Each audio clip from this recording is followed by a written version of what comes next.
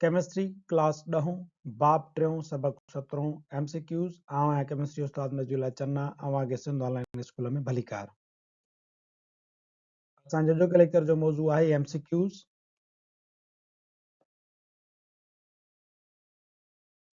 असां वटि एक्सरसाइज जो सेक्शन ए आहे मल्टीपल चॉइस क्वेश्चंस जंहिंमें 10 सवाल आहिनि सवाल नंबर पहिरियों आहे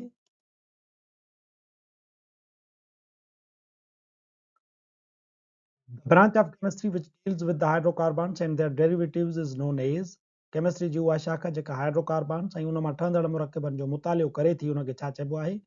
A organic chemistry, B inorganic chemistry, C biochemistry, D physical chemistry. हाणे फिजिकल केमिस्ट्री असांखे तबई कानून जे बारे में मालूमात ॾींदी आहे बायोकेमिस्ट्री जानदार जिस्मनि जे अंदरि कीमियाई अमलनि जे बारे में ॼाण ॾींदी आहे इनऑर्गेनिक केमिस्ट्री गैर नामियाती केमिस्ट्री आहे मिनरल्स वग़ैरह जे बारे में ॼाण ॾींदी आहे ऑर्गेनिक केमिस्ट्री नामियाती केमिस्ट्री उहा केमिस्ट्री जी शाखा आहे जेका हाइड्रोकार्बन्स ऐं उन मां ठहंदड़ मुरकबनि जो मुतालियो कंदी आहे सो सही जवाबु आहे option A organic chemistry is the branch of chemistry that deals with the hydrocarbons and their derivatives.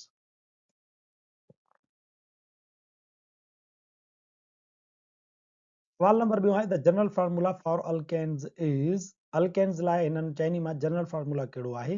Alkane असांजी हिकिड़ी होमोलागस सीरीज़ आहे ऐं ॿी होमोलागस सीरीज़ हुई अल्कीन टी अल्काइन हाणे हुननि जा जनरल फार्मूला ॾिनल हुया ए आहे CnH2n B आहे CnH2n+1 C आहे CnH2n+2 D आहे CnH2n-2 सो तव्हांखे यादि हूंदो त अल्केन जो जनरल फार्मूला आहे C CnH2n+2 सही करेक्ट जेको असांजो आंसर आहे उहो आहे C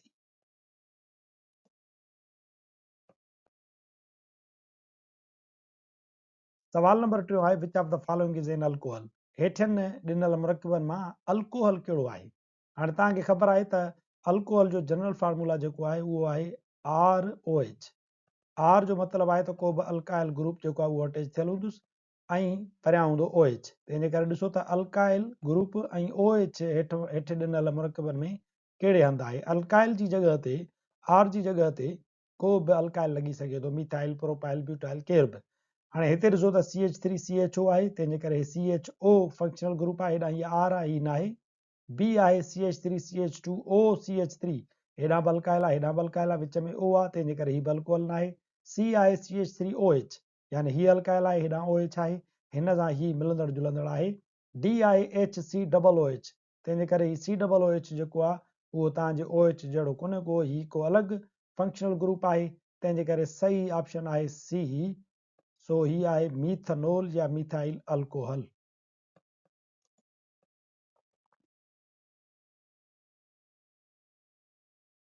सवाल नंबर 4 आहे which of the following is saturated hydrocarbon हेठियनि मां सेचुरेटेड हाइड्रोकार्बन कहिड़ो आहे सेचुरेटेड हाइड्रोकार्बन उनखे चइबो आहे जंहिंमें कार्बन कार्बन जा पाण में सिंगल बॉन्ड हुजनि या वरी ईअं बि सम्झो त कार्बन जा जेके बि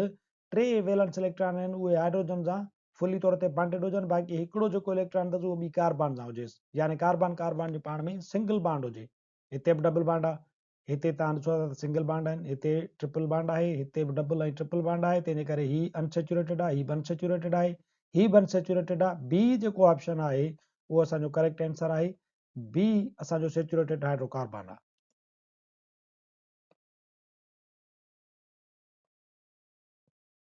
पंजो सवाल आहे the prefix hept stands for the dash carbon atoms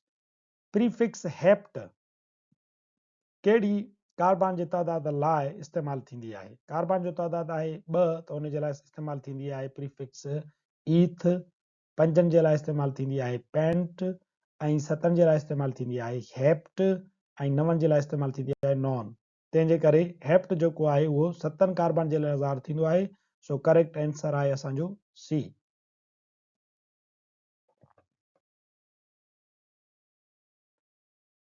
number 6 सवाल आहे the functional group COOH used for COOH कहिड़े फंक्शनल ग्रुप आहे अल्काइन्स जो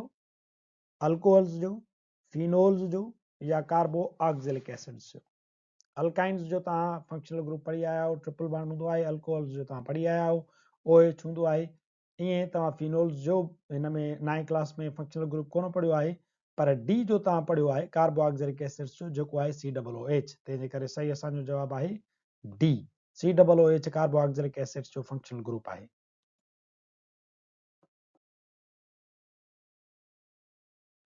सवाल नंबर 7 आहे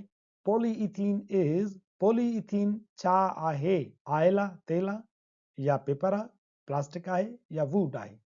हाणे पॉलीथीन जेको आहे उहो प्लास्टिक जो हिकिड़ो क़िस्म आहे, सो सही असांजो ऑप्शन आहे C, polythene is a plastic.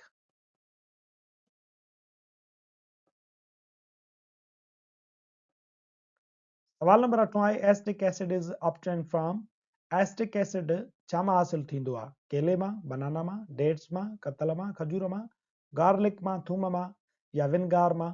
अंगूरी सिरके मां? विनगार मां हासिल थींदो आहे, ऐं विनगार खे लातीनी ॿोली में एसीटीएम चइबो आहे, उन मां ई हिन जो एसिटिक एसिड नालो वरितो वियो आहे, सो सही ऑप्शन आहे डी। टिक कंदासीं असां डी खे, acetic acid is obtain from vinegar.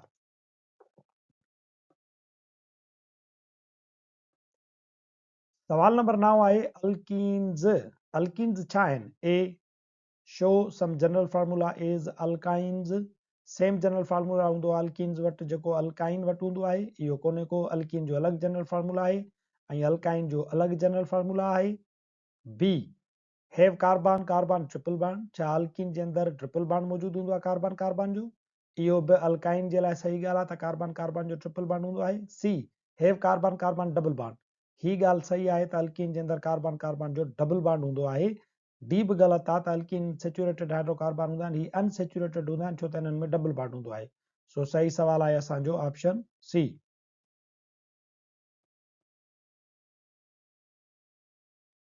सवाल नंबर 9 आहे CH3CH2 इज़ डैश रेडिकल। हाणे हिते ॾिसो त ही ईथेन जो रेडिकल आहे, छो त हिते ॿ कार्बन आहिनि त माना हिनखे प्रीफिक्स लॻंदी ईथ, ऐं हिते सिंगल सिंगल बॉन्ड आहे कार्बन जो, त इहो ईथेन जो रेडिकल आहे। तंहिंजे करे हिते तव्हां ॾिसो त मिथाइल जो रेडिकल आहे, इहो ग़लति आहे। इथाइल जो रेडिकल आहे, ही वारो जवाबु सही आहे। नॉर्मल प्रोपाइल बनाए, आइसो प्रोपाइल बनाए, छो त हुन में 3 कार्बन हुजनि हा। इथाइल सही जवाबु आहे, ऑप्शन असांजो बी करेक्ट आंसर आहे त इहो इथाइल जो रेडिकल आहे।